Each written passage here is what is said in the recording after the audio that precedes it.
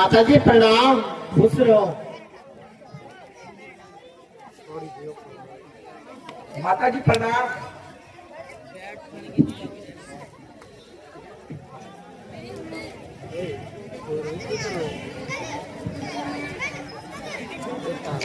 बेटा तुमने बहुत दिन लगाए, और कहो तुम्हारे मामा नाना तो राजी हैं। हाँ माता जी सब कुशल हैं। हाँ हे माता जी, मुझे अब तक पिताजी के दर्शन नहीं हुए, वे कहाँ हैं? बेटा धैर्य करो, सफर की थकान उतारो, धीरे धीरे सब मालूम हो जाएगा। मेरी थकान तो पिताजी के दर्शन से दूर हो जाएगी। पहले कुछ थोड़ा खा पी लो, फिर धीरे धीरे सब मालूम हो जाएगा। मैं पूछता हूँ पिताजी कहाँ हैं? तुम कहती हो धीरे धीरे सब बता दूंगी, आखिर मामला क्या है? कहती तो हूँ धीरे धीरे सब मालूम हो जाएगा। आश्चर्य की बात तो है, तुम कहती हो वही उलझती हुई होती हो। मैं जो पसंद करता हूँ उसका उत्तर टेढ़ा ही मिलता है।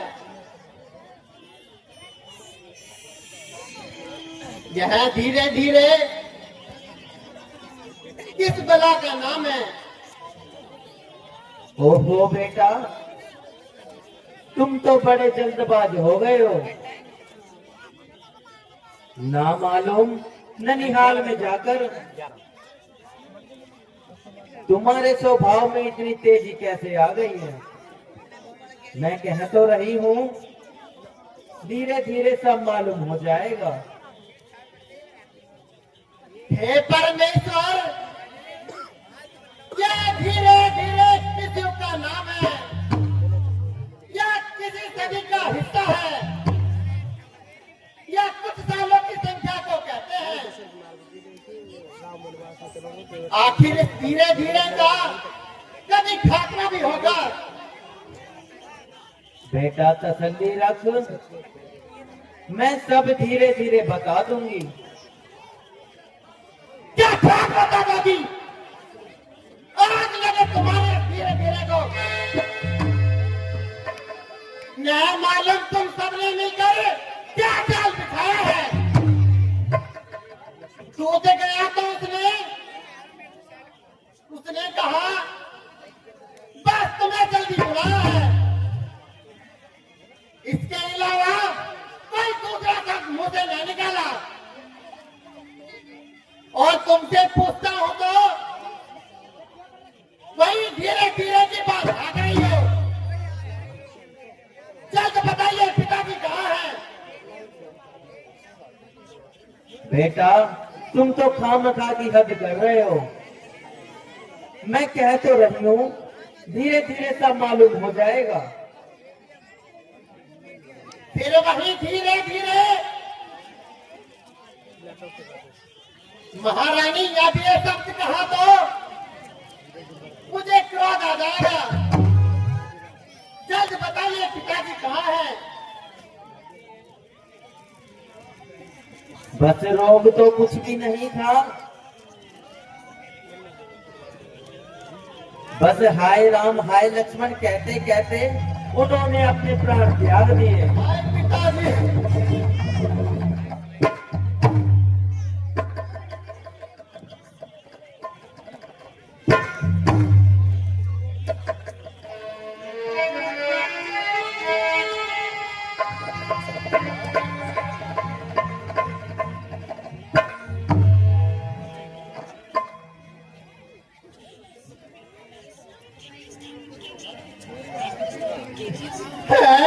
ये क्या और लक्ष्मण भी यहाँ उपस्थित नहीं थे। हाँ बेटा, वह तो पहले ही वनों को चले गए थे।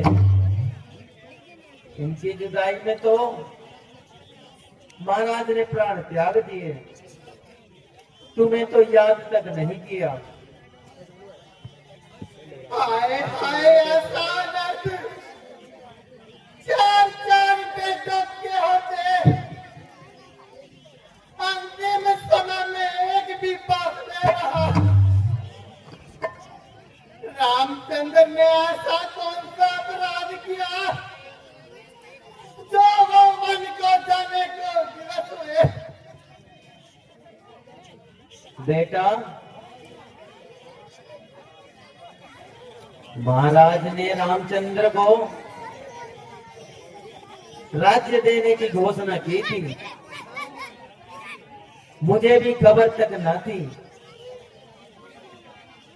भला हो बेचारी मंत्रा का जो उसने मुझे बता दिया। मेरा महाराज से किसी समय के 2 कौल थे, तो मैंने उनको मांग लिया। एक में रामचंद्र को 14 वनों का वनवास और दूसरे में तुम्हारे लिए राज। उधर राम और लक्ष्मण सीता सहित वन को जाना हुआ और इधर महाराज का स्वर्गवास हो गया।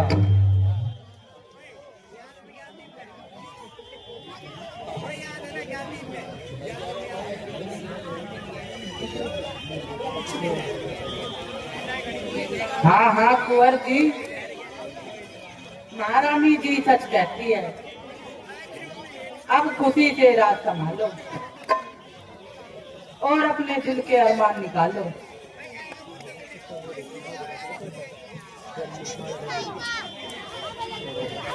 ओ नमक हराम बच्चा,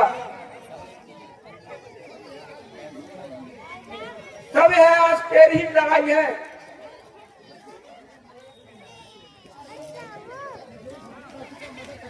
तुझे इस स्टार्ट का मजा चलाता हूँ।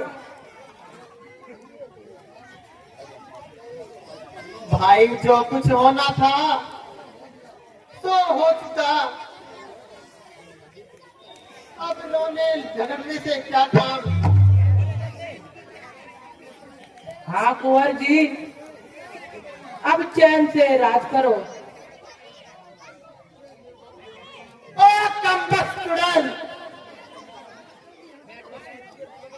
जल्दी यहाँ से दूर हो जा। मेरी आंखों के सामने से हट जा।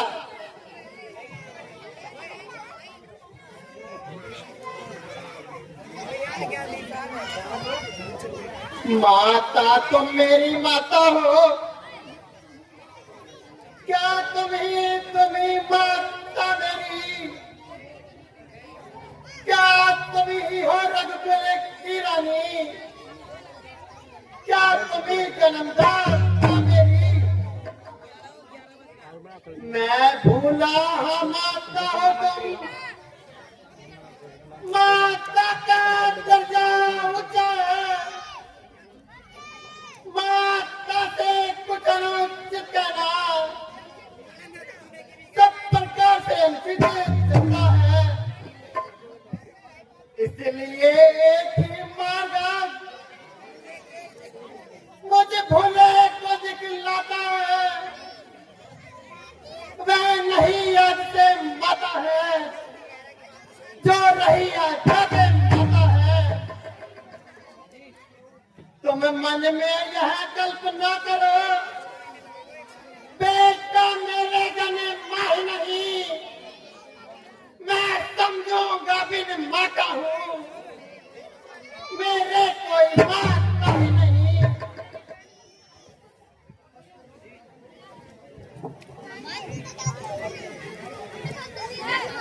बस बस मेरे लाल, अब अधिक मत रो।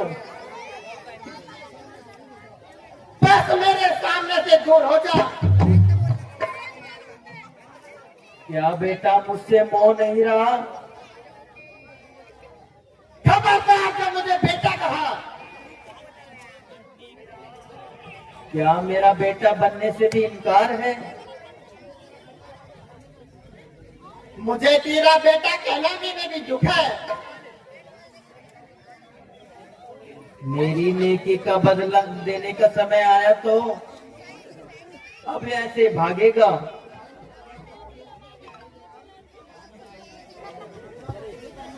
बदला तो तुझे जब मिलेगा जब भरत भी तेरी आंखों के आगे प्राण देगा, ताकि तुझे मालूम हो जाए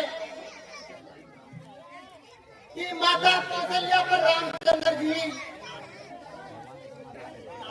जुदाई का किस कदर मलाल है। बेटा जरा मेरी तरफ भी देख, मैंने तेरे लिए किस कदर खून पसीने किया है। ओ डायन, मैं तुझे एक बार कह चुका हूँ, मुझे बेटा कहकर कलंक का टीका मत लगा। तुमने पिताजी के प्राण लिए शिव कुमारी सीता माता, भाई राम और लक्ष्मण को वनवास भेज दिया,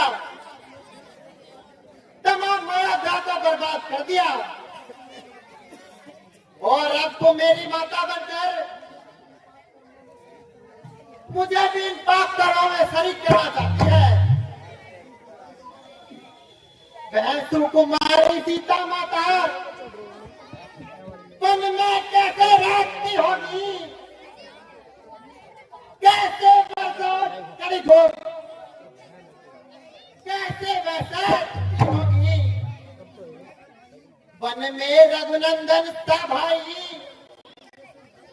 और लक्ष्मण जैसा भ्राता हो, घर में टुकड़ी सी दासी हो, और केकई जैसी माता हो। अपने दुख पर यह वर्ष गिरा, त्यागे हैं प्राण पिताजी ने, क्या यही देखने को धारा मुझ जीवन भर आगे ने। चलिए शत्रुघ्न जी, माता कौशल्या के पास चलते हैं।